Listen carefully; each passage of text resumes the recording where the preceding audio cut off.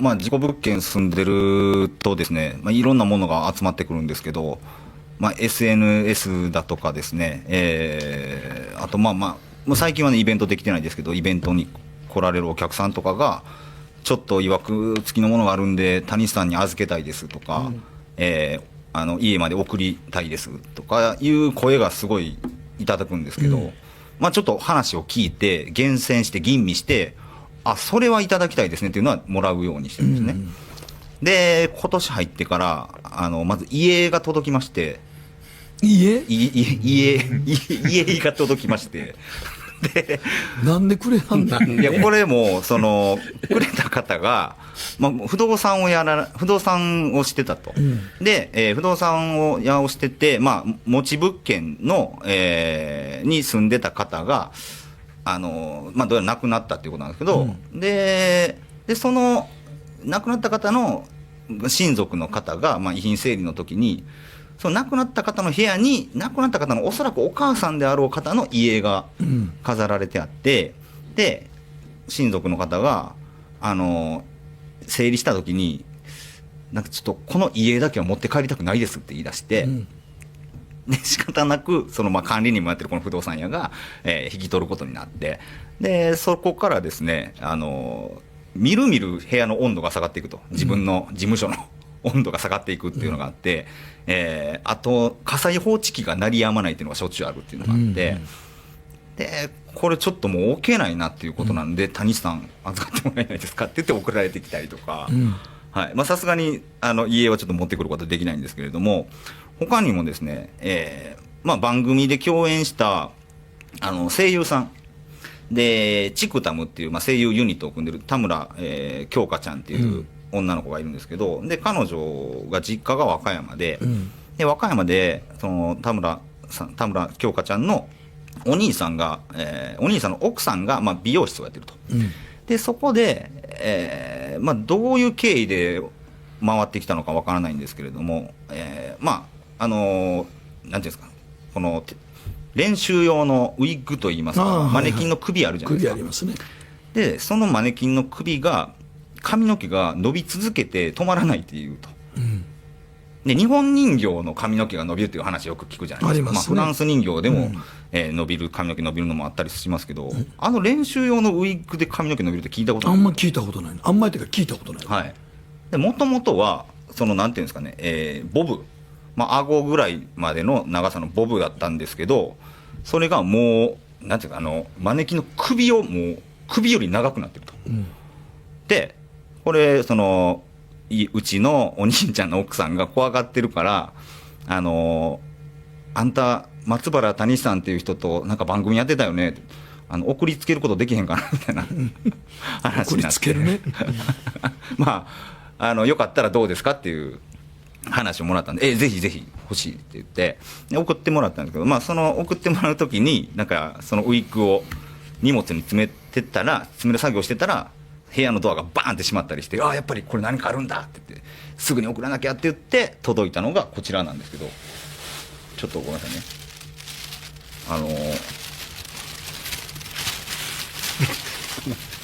ちょっとガサガサごめんなさいね、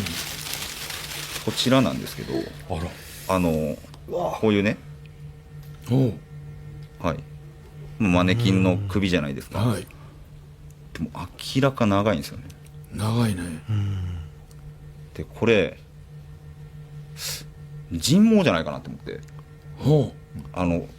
手触りがなんていうんですかね、化学繊維っぽくないんですよ。よく見たらなんですけど、白があるんですよ。ほんまや。これなんだろうなっていうのをちょっと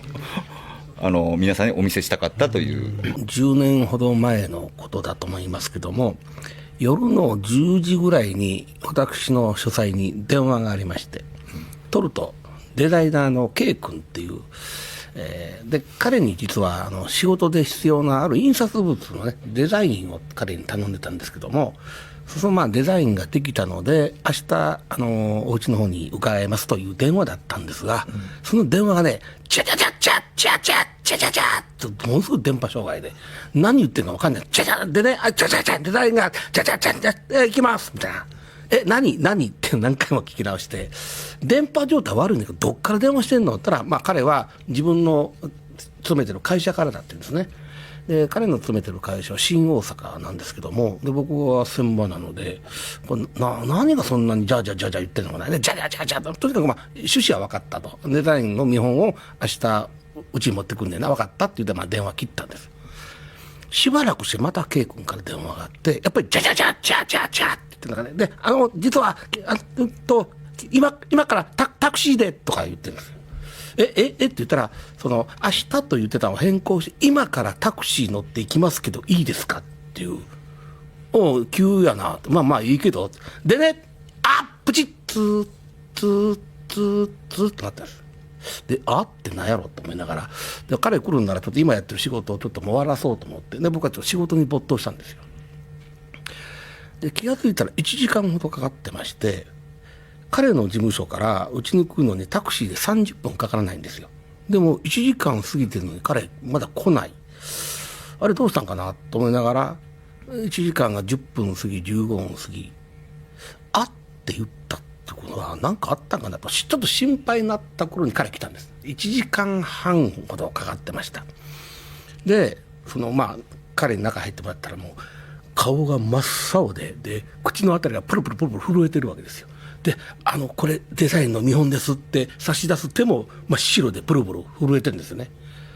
これ何かあったなと思ったんで、聞こうと思ったら向こうの方から、それでちょっと今あった話なんで聞いてもらえますかって向こうの方からなんか話を切り出した。何があったのかというと、彼の会社っていうのは8時に消灯するんですって。だから8時からはもう残業はダメ。節電のためらしいんですけども、だから事務所が真っ暗になって誰もいなくなるんですけども、彼は僕からの仕事を会社を通さずに自分で受けてたんですよ。いわゆる闇というやつで、でこの仕事をするために彼はみんな帰った後、どういう手段を作ったか分かんないんですけども、みんな帰った後そーっと事務所の中に入ってそこで仕事をしてた。で当然もう電気機で真っ暗なんですけども、彼は自分のパソコンのディスプレイとから背後に実はエレベーターなんですね。このエレベーターっていうのはこのフロア全部がそのデザイン会社が貸し切ってるので廊下がないんです。だからエレベーター降りるとすぐにもう大きなフロアがあるという。でそのエレベーターの上に蛍光灯が一つポツンとあって、その蛍光灯がエレベーターの床を照らしている。これが唯一の明かりなんですよ。でこの明かりを背後に彼は自分のパソコンで私から発注されたデザインをずっと作ってたと。でデザインがようやくできてプリントアウトをしようと思ってプリントアウトを仕掛けると人の気配がしたので、何気にふっとエレベーターの方を見ると、さっきのそのエレベーターの明かりの下に女が一人立ってる。でそれがね、真っ白い長い髪の毛に真っ白い顔に真っ白いなんかドレスか服みたいなのを着てると。だから全身真っ白の女がポツンとエレベーターの前に立ってて、でもそれは白い髪の毛だからおばあさんかそうでもない若い女のようなんだけども、ただ目のとこだけが穴が開いてるのにボコッと2つ穴が開いてるんですって。でそれがピシッと立ってるんじゃなくてだらんとこう横向きにこう立ってた。でと思って彼は目線を下に落として、何がいるんやあれは、あれ人間か人は入ってこれないけどなとふっともう一回見るともうその女はいなかった。怖っと思って、で僕のところに電話したんですよ。でこれから帰るんですけども明日デザイン永山さんのところに持っていきますから明日いいですかっていう電話をその時に僕にしたんですね。その時にジャジャジャジャジャジャジャとすごい電波障害が起こってて、彼はなんかやばいとやっぱ思ったらしいんですね。これ俺はやばいことになってる、やっぱ早く帰ろうで電話を切った後プリントアウトされたデザインをそのままいわゆるケースの中に入れて、でファイリングして、でカバンの中に入れて、さあ帰ろうと思ったらサワサワサワサワサっていう絹ずれの音がして、ふっとその音の方を見ると、さっきエレベーターの前に立ってた女がこっちへスーッとやってきてるんですって。それが歩くんじゃなくて平行移動してる。スーッとこっちに近づいてくるんだけど、その間にパーテーションとか机とかあるんです。それ全部ね、スーッとそれを通り越してこっちやってくる。で、うわ怖っと思って、もうまずそいつからもう背中を向けて怖っと思って、もう一回電話を取り出してリダイヤルを押したら僕のにかかったんですよ。で、もう今からタクシー乗っていいですかって、もうそういうことだった。もう彼もこっから逃げたくて、で、彼も一人住まいやから、このまま家帰ったから寝られへんし、こんな怖いことあってたまるかいのがあって、今から行っていいですかって言って、で、じゃじゃじゃじゃじゃとまた電波障害起こってて。で、彼があっと言ったのはどういうことかというと、さーっと来た雰囲気が背後でピタッと止まったと。で、止まったと同時に、うっすらと背後からやってきたエレベーターの上にある蛍光灯の光が何かに妨げられたんですよ。で、明らかにこれ何か後ろにいると思って、思わずふっと振り返ると、目の前に白いカーテンがあった。なんでこんなとこにカーテンがあるのと思いながら、カーテン沿いにスーッと顔を上げて天井を見ると、天井近くに女の顔があって、真っ白い顔で、やっぱり目のとこがボコッと穴が開いていた。で、それを見た瞬間に彼は、あっと言って携帯電話をボトンと落としたんです。で、ツーツーツーとなった。で、彼が、あっと言った拍子に、その怪しげなものが、ファッと消えた。で、彼は言うわけですよ。あれは物体としてありました。物体としてあったから向こうにある明かりを、その女かなんかわからないものがその光を遮断していた。で、それが消えた途端にまたその明かりがポーッと僕の照らし出しました。だからあれ物体としてありました。でも怖いんで早く帰ろうと思って事務所を出ようとするんですけども、最後に帰る人間はロックしなきゃいけないんですけど、ロックはかからないんです。中に人がいるよという表示があって警報が鳴ったんですって。それで警備員がやってきて、その警備員の人といろいろと話をして、こういうことありました、ああいうことありましたって一緒にまた部屋を巡ったりしたので、時間がこんなに遅くなりましたというのが、K君が言った怪しげなものを見たというお話です。この夏の時期になりますと、もう決まって皆さん心霊スポットに行きたいっていう方が多くおられまして、でちょっとここの心霊スポットに行ってきますっていう報告だけ受けることが多いんですよ。で、なぜかっていうと、やっぱり一応行っても大丈夫ですよねっていう、だから何を期待されてるのか分かんないですけど、でも一応基本的に私は心霊スポットは遊びでは行かないでくださいということを皆さんにお伝えしてたんですね。で、ところがある一組の方が、これもちょっと場所は言えませんけれども、関西の某山に、霊を見に行くということで、4、5人の男性が行かれたんですよ。で、行って、そのうちの一人の男性が全くこういう霊現象を信じないんですね。で、絶対そんな危険もないし、でもしあるなら実験したいということで、その心霊スポットの山に行って、もう深夜もう真っ暗な時に用を足したりですね、あるいはゴミを捨てたりで、近くの木を削ったりって、もう結構やりたい放題して、でこれで自分に何か起こればそういうものがあると、だからこれ一つの実験だっていうことで、その一人だけがやってたんですけど、他の人は怖いからやめようやめようって言って止めてたそうなんですよ。でもその人やり続けてて、でももう真っ暗になってるんで、でライトがね、携帯の明かりしか持ってなくって、もう怖いからちょっと帰ろうみたいなので、帰ったらしいんですね。で、山の入り口から入ってますから、入り口のところで一旦みんな帰ってきて、怖かったなーって話をしたら、そのいろいろ悪さしてた友達だけがいないんですって。で、あいつ今どこ行ったんって言ったら、いや後ろ一緒についてきてたのに、どこっていう話になって、で、おーい〇〇どこって言ってみんなで探し始めて、で探すんですけども、ライトも携帯のライトだけですからそんなに遠くまで照らせなくって、おーいって一応ちょっと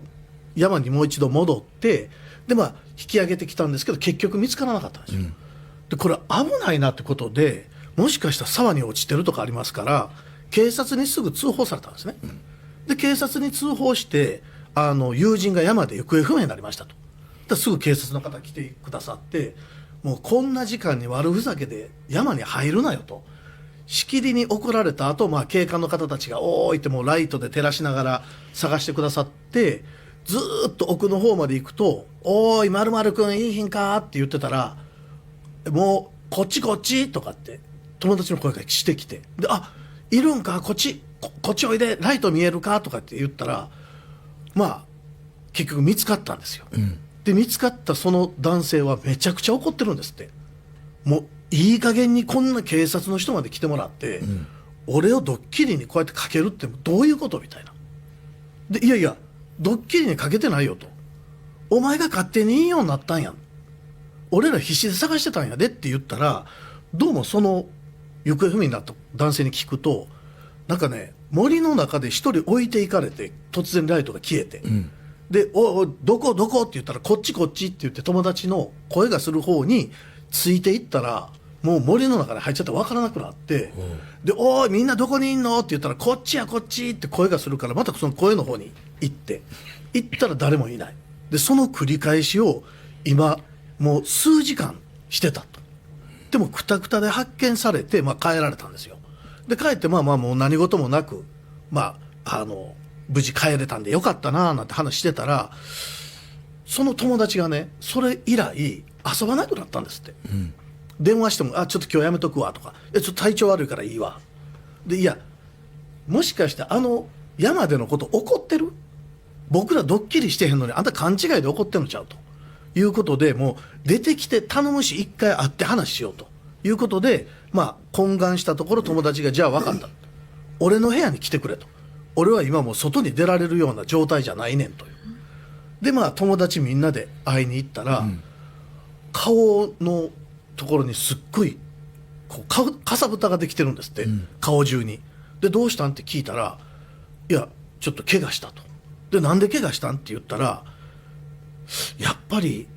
お化けっているかもしれんって突然言い出して、でどういうことかっていうと、あの日警察の方に発見していただいて帰ってきて寝てると、その日の夜にね、体になんかツタみたいなのが巻くんですって。で動けなくなって、うわっと思って目を開けたら森なんですって。で森の中で一人ツタに縛られた状態で寝てる、でそんな夢を見て、で朝起きて、うわやっぱり森行ってたからそうなのかなと思って、ちょっと顔を洗おうと思って洗面所行ったら、鏡見ると自分の顔にツタが絡まってるんですって。でそれ取りたくて、もう爪でガリガリやってるうちに、顔中実は怪我したと。でそんなことがあったんで、もしかすると森のたたりかもしれないというので、うちへ来て、お経をあげてくださいと。で私がお会いした時ももう顔中本当に血だらけで、いろんな綿とか貼ってられましたけど、で分かりましたって言ってお経をあげさせていただいて、で一応ねアレルギーの可能性もあるので、全てが霊現象というわけではないので、確かにね、一度ちょっと病院行ってくださいと、でお願いして、この話もうそれ以来何も連絡なかったんですよ。で今日ここでね、私このお話していいですかっていうので皆さんに連絡取ったんですね、そしたらあの後あいつ行きましたって言われて、でいやあの方来られてませんよと。そうなんですねみたいな。で何かあったんですかって言ったら、いや一回電話してくださいって言われて、いや実は茶屋町会談というちょっとあれで話していいですかって言ったら、じゃあもう全部喋ってくださいと、でどういうことですかって言ったら、あの後病院行った後に皮膚を取られたらしいんですよね、病院で。でその後、回復してもまだかゆみだけが取れないので、もう一回見にお医者さんに行ったら、ちょっと皮膚の下に何かあると、でなんか取らはったらしいんですよね、皮をちょっと。髪の毛が出てきたんですって。で今だ顔の中に髪の毛が入ってるんですって言って、そこまで言って終わってくださいって電話で言われたので、最後まで話させていただきましたよ。山って結構山自体がご神体ってありますよね。その一番有名なのが奈良県の三輪山ですけども、三輪山は山自体がご神体で、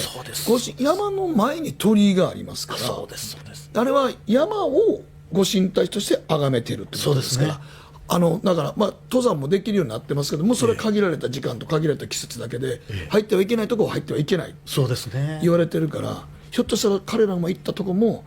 山自体がご神体かもしれませんね、そうなると。ちょっとこれ割と最近聞いたお話なんですけれども、本当にこの救いがないお話といいますか、最近久しぶりに連絡が来た僕の昔のね男友達、はい、で彼とねお元気かなんて話してるうちに、ちょっと最近すごい話聞いたんだって言って彼が話し出したんですけど、この僕の友達っていうのが以前、とあるバーに一人で飲みに行ったそうなんですよ、でカウンターに座ってお酒飲んでると、隣の席に座った50代ぐらいの男性で、この男性と気づいたら意気投合して話が盛り上がってきたと。でその流れの中でこの僕の友達もね割とこういう話好きなので、何かねそういった不思議な体験されたことありますかって聞いたら、この初対面の50代の男性があんたそういうの好きなの？いや、あんたさ、幽霊って本当に怖いか？いや、俺そういう体験したことあるんだけど、全然怖くないですよ。よくドラマなんかでな、おどろおどろしく出てくるけど、俺が見ても全然怖くなかったぞ。だって、俺が見た幽霊ってゲラゲラ笑ってたぞって言いながら、この男性が話し出したんです。で、この50代ぐらいの男性が小学校5、6年の時なんですけど、当時この方の学校の、担任だった教師っていうのが、男性の教師なんですけど、とにかく体罰がひどかったらしいんですよ、もう断るごとにこの生徒たちを思いっきりビンタする。もちろんねその生徒に非がある場合もあるんですけど、そうじゃない、もう明らかにこの教師のその時の気分といいますか、もう八つ当たりのように殴られてたと。その当時ですからね、学校も週休2日じゃない、休みなんてのは日曜しかないですから、月曜から土曜日までの週6日間、この男性毎日この先生からビンタされてたんですよ。これね、家帰って両親に相談しようにも、その当時ですから、もう先生に叱られるっていうのはもうあんたが悪いんだって逆に怒られてしまう。だから結局この男性、誰に相談することもできず、2年間ただひたすら耐えたんです。で小学校卒業した後、中学高校と進んで、その後大学進学に伴ってこの方地元を離れて、で、その離れた土地でね就職もしたんですけど、社会人になってしばらくした頃に、仕事の都合でこの男性生まれ故郷に帰ったんですよ。でこの帰ったタイミングでこの男性まず何したかっていうと、かつての担任教師のすぐ近所に家を借りるんです。である日かつてのねこの担任教師の家を訪ねていくんです。でガラガラっと開けたら、もう退職してね年老いたかつてのこの教師が出てくる。で先生お久しぶりですって言うんですけど、向こうはポカーンとしてるんです。先生覚えてます？何々です。ほら小学校の時僕毎日先生に殴られてたじゃないですかって言った途端、このかつての教師もねはっという顔をしてって下をうつむく。そのうちこの教師のね奥さんも出てきまして、どうしたんですかって言うから、いや奥さん実はね僕昔先生に毎日殴られてたんですよって言ったら、この奥さんも申し訳なさそうに、それはでね先生、僕地元に帰ってきたタイミングでかつての同級生のとこ全部訪ねて、僕がかつて先生に殴られてたっていう証言全部取ってきたんですよ。これどうしましょうね、出るとこ出ましょうかって言ったら、この教師もね、いやそれはちょっとって、あそうですか、じゃあどうします、その金銭的なね解決の方法もありますけど、いやそれもちょっと困るんだと。あそうですか、じゃあこれ一体どうしましょうね。あそうだ、じゃあ先生こうしましょうって言って、その場でこの男性目の前の年老いたかつての教師をバチンとビンタするんです。で横にいる奥さんもギャーって悲鳴を上げる。先生僕ね以前小学生の時月曜から土曜まで6日間毎日先生に殴られましたよね。だから僕もこれから毎日週に6日間ここに来てこうやって先生を殴りますって言って、この男性本当にそれを毎日実行するんです。でこの狂った日々がもう数ヶ月続いた頃、このかつての担任教師も変化が出てくるんですよ。バチンと殴られた直後、ニコッと笑ってありがとうございましたっていうようになってきたんですよ。でその様がものすごくおかしかったっていうんです。でそれでもね懲りずにこの男性毎日続けて通うんですけど、ついにある日いつものように訪ねてってガラガラと先生って呼ぶんですけど、その日に限って返事がないんですよ。あれ先生来ましたよって家の奥覗いたら、家の奥でこのかつての担任とその奥さん2人並んで首くくってたんですよ。でこの男性もちろん第一発見者で通報するんですけど、警察が到着するまでのその間、この男性そのご遺体を見ながらゲラゲラ笑ってたって言うんですよ。でな、それからなんだ、これさどういうきっかけタイミングなのか分かんないんだけど、俺いまだになんだけどな、家で寝てるだろとな、ある時ふっと目覚めるんだ。そしたらな、天井からあの教師がさ、あの時の格好のままぶら下がってんだよな。でも俺それ見て別に怖いとも思わないんだとな、ぶら下がってるその教師が突然目ぐっと開いて俺を見るんだよ。で見ながらゲラッゲラ笑うんだけどさ、その声俺の声なんだよな。この男性が一体何をどう見ているのかもわからないですし、正直この話を聞いて一体何が怖いのか、怖いって一体どういうことなのかってちょっと僕も答えが出なかったんですよね。取材あるある話をさせていただこうと思うんですけど、よくですねこういう怪談のコンテンツをやってると、そのタクシーのね運転手さんに怖い話を聞きましたみたいな話が出てくるんですけど、本当にそんなことってタクシーの運転手さんと会話するんですかって聞かれるんですけど、僕はそれ仕事でやってた時期がありましてまあまあ中山さんも今日そうですね、中山さんでも今今日2話ほどゲットされてましたけど、20年以上前ですかね、某出版社でアルバイトをしてまして、男性情報誌の編集部だったんですけど、たまたまその連載を持たれていた女優さんがご病気で原稿が上げられなくてですね、急遽2ページ空いてしまったと。で夏の時期なんでなんか怖いのやりたいんだけど、急遽その記事書けるやついないかなって言ったら、そういえばどっかの編集部に真っ黒い服着た桜井っていうのがいるから、あいつに頼むとなんかお化けのこと詳しいからネタ上がってくると思うよっていうんで僕にお呼びがかかってですね、ちょっと急遽どっか近場で取材行ってきてくれないかって言われて、僕が考えたのは足があって夜中でも取材ができて許可がいらないとこ、青山墓地がありますと。でお化けが出るというような心霊の噂で有名ですし、であそこはですね青山市が決めたタクシーの休憩場所なんで、24時間必ず近辺にタクシーが止まってるんですね。だからその何時に行っても足が拾えて編集部に戻ってこれるし、最悪墓地の中をちょっと回ってくる取材をすれば絵的にもかっこいいところが撮れるだろうと。ただその日組まされたカメラマンさんっていう人は別にお化けが好きなわけでもなく、普段はアイドルさんとか女優さんとか綺麗な方を撮られてる方なのに、急遽誰もいないのでお前行ってこいって言われた方なんで、その人あんまり乗り気じゃなかったんです、でもそのカメラマンさんと、夜11時過ぎぐらいですかね、編集部を出て青山墓地に行って、でぐるっと回って何を撮るのって言うから、多分この先にちょっと荒れた墓地とかがあるんでそういうとこが絵的にいいと思うんでって言っていろいろと案内するんですけど、風景写真しか撮れないわけですよね。そんなに簡単に心霊現象って起こらないですそれは撮れませんね。でそれをやってるうちにカメラマンさんがじれてきて、桜井君これ付き合うのはいいんだけど朝までこれやってんの、何もなかったらこれ朝までやんのって言うから、じゃあちょっとなんか絵になるもの探してくるんで待っててくださいってやって探しに行くんですけど、なかなか絵になるというかお話の種になるようなものがなくてですね、で僕がすいませんちょっと何もないんですよねって言おうと思って戻ってきたら、カメラマンさんがあるお墓の前に座って何かやってるんですよ。でどうしたんですかってこうやって後ろから見たら、あるお墓に備えられてた果物とかお茶の缶とか缶ジュースですよね当時だから、それを下にバラバラっとばらまいて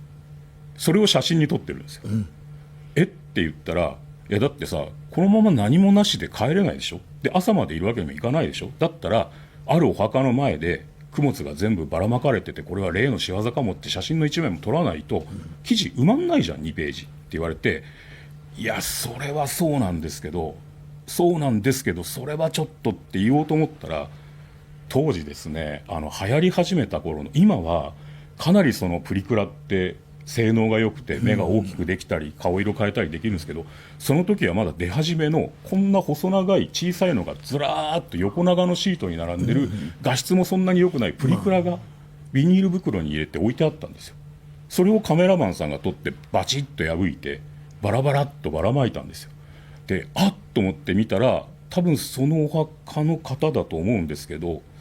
年の頃が20ちょいぐらいの、ショートカットの女の子のさっぱりとした顔の女の子のプリクラが、笑ってるプリクラがバーッと写ってたんで、多分そのお墓に眠られてる方なんだろうなと思ったんですけど、それをカメラマンがバシバシバシッと撮って、もうこれでいいよと、これでなんとか絵になるよ、記事もライターが書くから大丈夫だよ、帰ろう帰ろうって言って歩き出しちゃったんですよ。でさすがにちょっと僕は後味が良くなかったので、一応全部ばらまいたものを元に戻して、で袋も破けちゃったんですけどプリクラも元に戻して、最後こんな若くて亡くなっちゃったのかと思って戻したら、もう通りに出てカメラマンがタクシー拾ってるんですね。桜君タクシー捕まったから早く帰ろう帰ろう帰ろうって言われて、はいって言ってとりあえず走って荷物持って乗ろうと思ったら、彼はカメラマンなんでカメラバッグっていう大きなバッグを持ってるんです。機材入れバッグを持ってて、で要は後部座席に座った時にカメラマンさん端、僕が端、真ん中に機材バッグっていう感じの配置で2人こう乗ったんですね。でもう僕がこんなことでいいのかなって僕が思ってる間に、もうカメラマンさんがどこどこの何々町のどこどこのなんとか編集部ってとこって言って、で運転手様はーいって言って走り始めたんですよ。で走り始めるんですけど、カメラマンさんがね、こうなんかっていう感じでこう浮かない顔してるんですね。ででも、仕事は終わったんだしな、もうこの人とあんまり乗り気じゃないからこれ以上会話して揉めてもなと思って僕も黙ってたんですけど、でお互いそっぽを向くような感じで乗ってたら、今度ね運転手さんがずっと後ろをチラチラ見るんですよ。でこっち気にしてる風なんで、何かありますかって僕が聞いたら、先週ちょっと私ね、酔っ払ったチンピラみたいの乗せちゃって殴られちゃったのよね。で別にお客さんたちにって言うんじゃないだけど、2週続けてちょっとトラブルは困るんだよって言ってるんですよ。で僕もカメラマンさんも何も会話してないし揉めてもいないんだけど、はあって言ったら、その真ん中で睨んでる女の子どうしたのって言われて、でカメラマンさんも僕もすいません止めてくださいって言って、でその後編集部に帰らずに24時間やってるカメラマンさんが知ってる酒場に行って朝まで時間潰したんですけど、ばらまいたのがまずかったのかなってカメラマンさんはずっと言ってました。そうやろばらまいたのやばかったのかなって、やばいやろそんなね取材の話がいやもうそれはもう完全に墓荒らしてることですからね。そうですね。それはもう完全にバチが、と思います。それはでも普通はそうだと戻らんかってんな、そうですね。青山墓地に。ただその後そのドライバーさんが事故ったとかって話は聞いてないので、もしかしたらある程度のところまでしか出れないのかもしれない。